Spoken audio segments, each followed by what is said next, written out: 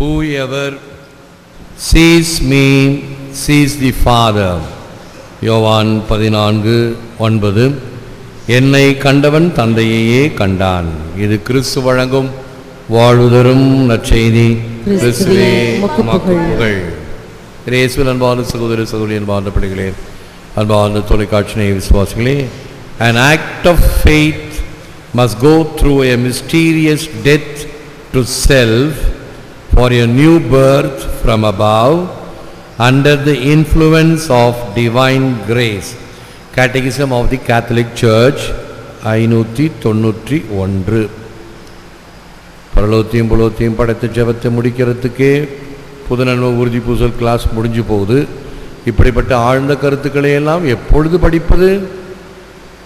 விசுவாசத்தின் வெளிப்பாடு தன்னிலே மறைபொருளாக மறித்து விண்ணக இறையருளின் ஆற்றலால் புது வாழ்வுக்கு பிறத்தல். ஃபாதர், உங்கள் பூசை மாதா டிவியில் வந்த மாதிரி ஒளிபரப்புனாங்களே, எப்படி? எனக்கு ஒன்றும் புரியல. எப்படி சொல்கிறீங்க? தன்னையே மறுத்து, தன்னையே துறந்து, தன்னையே திறந்து அப்படின்னு நீங்கள் அடிக்கடி சொல்லுவீங்களே, அதை வச்சு தான் கண்டுபிடிச்சோம். ஓ, உங்கள் பிரசங்கமாச்சு இது, அது வருதுன்னு. சரி இருக்கு. ஆக தன்னையே மறந்து, தன்னையே மறுத்து, தன்னையே துறந்து, அதுதான் உண்மையான கிறிஸ்துவ சீடனுடைய அடிப்படை பண்புகள். எவன் ஒருவன் தனக்காக தன்னையே மறக்கின்றானோ மறிக்கின்றானோ, தன்னை இழப்பவன் அதை பெற்றுக்கொள்கிறான். இழப்பவரே தலைவர். எனவே இந்த விசுவாசத்தின் மறைபொருள் என்பது தன்னிலே மறித்து இறையருளின் ஆற்றலால் புது வாழ்வுக்கு பிறத்தல். நாமாக முடியாது. இறை வாழ்வு நமக்கு தேவை. இப்பொழுது ஒரு பாவி மனம் திரும்ப வேண்டும் என்றால் நாம் அவன் தகுதி பெறுவதற்காக செபித்தல் வேண்டும். அந்த தகுதியை பெற்றால்தான் இறையருள் அவனுடைய உள்ளத்தில் சென்று அவனுக்கு அந்த புது பிறத்தலை கொடுக்கும், ஒரு மாற்றத்தை கொடுக்கும். நல்ல உதாரணம் புனித அகுஸ்தீனார். ஏற்கனவே 30 ஆண்டுகளுக்கு மேலாக பாவியாக இருந்தவர். 30 ஆண்டுகளாக அவருடைய தாய் மோனிகம்மாள் ஜெபித்து கொண்டே இருந்தார். அந்த ஜெபம் அவருக்கு ஒரு தகுதியை உருவாக்குகிறது. அந்த தகுதி எப்பொழுது வருகிறது? அவருக்குள் ஒரு குரல், எடுத்து படி, எடுத்து படி, எடுத்து படி. ஆகவே பிறகுதான் விவிலியத்தை எடுத்து படிக்கின்றார். இதுவரைக்கும் மானிக்கேயிசம் என்ற தப்பறை கொள்கையில் இருந்தவர் பைபிளை படித்ததும் தொடப்படுகிறார், மாற்றம் பெறுகிறார், மன மாற்றத்தை அடைகிறார். அப்பொழுதுதான் சொல்லுவார், ஓ beauty, so ancient and so new, lately have I come to know you, my soul will not find rest until it rests in you. அந்த உள்ளார்ந்த மனமாற்றத்தினுடைய வெளிப்பாட்டின் வார்த்தைகள்.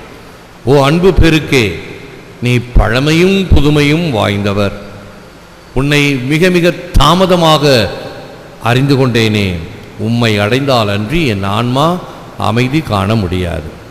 இதுதான் அருள் தொட்டு மனமாற்றத்தை பெறுதல். மோனிகம்மாளினுடைய ஜெபம் தன்னுடைய மகனுக்கு அந்த தகுதியை கொடுத்து ஆண்டவருடைய அருள் அவரை தொடுகிறது. ஆகவே பாவிகளுக்காக ஜெபிக்கின்றோம் என்றால் பாவிகள் உடனடியாக மனமாற்றம் பெற மாட்டார்கள். அந்த தகுதியை அவர்கள் பெற வேண்டும். அப்பொழுதுதான் இறையருள் தொட்டு அவர்கள் ஜெபிப்பார்கள்.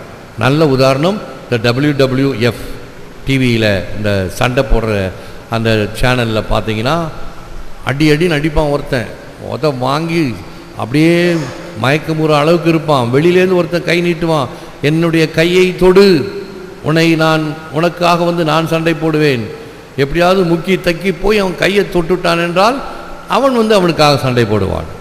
விளையாட்டிலேயே இது இருக்கிறது. அதே போன்று நம்முடைய அருளானது அவர்களுக்கு இறையருளை கொடுப்பதற்கு, இறைவன் அவர்களை தொடுவதற்கு உதவி செய்ய வேண்டும். இறைவன் அவர்களை தகுதியாக்கி அவர்களாக முன்வர வேண்டும்.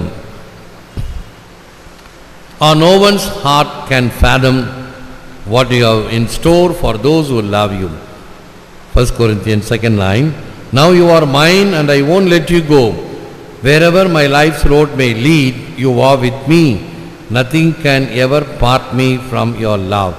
Saint Teresa Benedicta of the Cross என்ற புனிதை இதை தன்னுடைய விருது வாக்காக வைத்தவர்.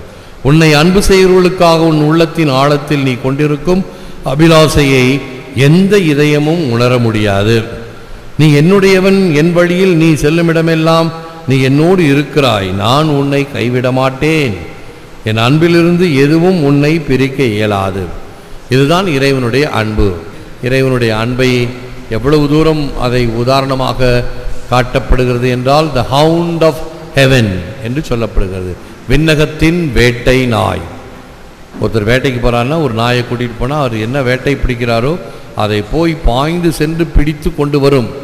அதுபோன்று இறைவனுடைய அன்பு நம்மை தொடர்ந்து பின் வருகிறது. நம்மை பிடித்து செல்வதற்கு எப்பொழுதும் அது தயாராக இருக்கிறது, காத்து கொண்டிருக்கிறது. இரும்பை காந்தம் இழுக்கின்றவாறு என்னை திரும்பி பார்க்க ஒட்டாமல் திரு அடி கரும்பை தந்து கண்ணீர் கம்பளை எல்லாம் அரும்பச் செய் எனது அன்னை ஒப்புமானேன். இரும்பை காந்தம் இழுக்கின்றவாறு. ஒரு கைப்பிடி மணலில் இரும்பு இருப்பது நமக்கு தெரியாது. ஒரு காந்தத்தை வைத்து அதில் உரசினால் அதில் இருக்கக்கூடிய காந்த இரும்பு துகள்களை எல்லாம் அந்த காந்த துண்டு ஈர்த்து கொண்டு வருவதை போல இறைவனுடைய அன்பு என்னை ஈர்க்கிறது. என்னை திரும்பி பார்க்க ஒட்டாமல், எப்பொழுது இயேசுவின் பின்னால் நான் செல்லுகிறேனோ அது திரும்பி பார்க்கக்கூடாது. அப்படி என்றால் அது முழு மனமாற்றம் அல்ல. திரு அடி கரும்பை தந்து, இறைவனுடைய அருள் எப்படி இருக்கிறது, எவ்வளவு இனிமையானது என்றால், அடிக்கரும்பின் சுவையை போல நீ மிக மிக இனிமையாக உன்னுடைய அன்பை தந்து கண்ணீர் கம்பளை எல்லாம் அரும்பச் செய்.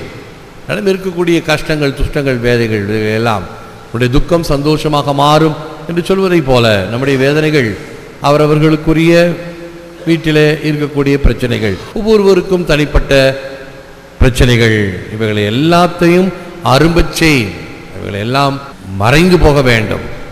என்னுடைய அன்னைக்கு சமமாக தாயும் தந்தையுமானவர் என்று இறைவனை சொல்கிறோம் அல்லவா? அப்படி I can't tell you whether Jesus turned water into wine in Cana, but I can tell you he turned wine into food in my house. இயேசு கானா ஊரில் தண்ணீரை ரசமாக்கினாரோ இல்லையோ அது எப்படியோ எனக்கு தெரியாது. என்னை பொறுத்தவரையில் நான் குடித்த மதுவை என்னுடைய மனைவி மக்களின் உணவாக மாற்றினார். அப்படின்னா என்ன அர்த்தம்? நான் குடிப்பதை விட்டுவிட்டேன், அதனால் ஏற்பட்ட பாதகங்கள் எல்லாம் மாறி என்னுடைய மனைவி மக்களுக்கு புது வாழ்வு கிடைக்கிறது. இயேசு என்னை தொட்டதினால். கானாவில் இயேசு தண்ணீரை திராட்சரசமாக மாற்றினார் என்று கூற முடியாது. ஆனால் அவர் என் வீட்டில் ரசத்தை உணவாக மாற்றினார் என்று உறுதியாக கூறுவேன் என்று ஒரு குடிகாரனுடைய மனமாற்றத்தில் சொல்லப்பட்ட வார்த்தைகள். முழுந்தால் இருப்போம், ஜெபிப்போம். Lord Jesus, you are the life-giving water for which we thirst. You are the happiness and success for which we strive. You are the peace and joy for which we search. Lord Jesus, our hearts are made for you. They will not rest until they rest in you. ஆண்டவராகிய இயேசுவே, நீதாமே எங்கள் தாகம் தணிக்கும் தலைவர். நீதாமே நாங்கள் நாடும் மகிழ்ச்சியும் வெற்றியும். நீதாமே நாங்கள் தேடும் சந்தோஷமும் சமாதானமும். ஆண்டவராகிய இயேசுவே, எங்கள் இதயங்கள் உமக்காக படைக்கப்பட்டவை. உம்மை அடைந்தால் அன்றி அவை அமைதி காண்பதில்லை. இரக்கம் நிறைந்த இறைவன் நீர். எல்லோரும் உமது மீட்பை பெறக்கூடிய வகையில் உமது பாடுகளின் விளைவாக இவர்களை எல்லாம் மீட்டருளும், உமது அருளால் தொட்டருளும், ஏற்று வரமருளும் இறைவா, காக்கும் கரங்களினால். ஆமென், ஆமென்.